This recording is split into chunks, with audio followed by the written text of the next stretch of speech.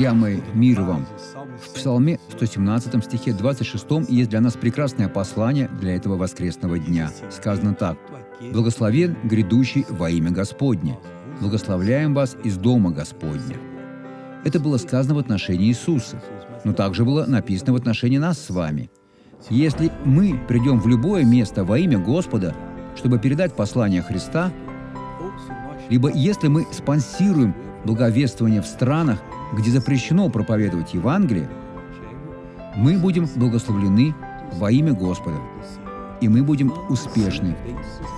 Вы не можете не добиться успеха.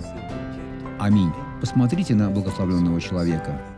Я сломала ногу в 3 местах. Как давно? 14 октября я обратилась к врачу с ногой, и у меня обнаружили остеофитоз, 21 остеофит в позвоночнике и остеопороз. У вас было много остеофитов. 21. Это не шутка. Много. Дома у меня есть результаты обследования. У меня обнаружили тромбоз ноги, и я не могла даже ходить. Когда вы начали молиться, моя нога набухла. Было похоже, что она взорвется, но я чувствую, что теперь я исцелилась. Как вы ходили с такой ногой? Я не могла нормально надеть тапок. Я носила его вот так. Боком? Боком. Мне было очень больно. А как теперь дела? Теперь я совсем здорова. Нога прошла. Она казалась засохшей, а теперь она наполнилась. Мой Бог, хорошо, что я сегодня пришла. Иисус, Господь прекрасен. Теперь можете ходить быстрее. Идите, идите. Слава Богу. Отец, мы теперь молимся от всего сердца, чтобы Господь укрепил того человека, который пришел во имя Господа.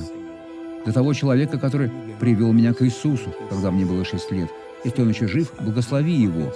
Если его уже нет, он уже с Господом.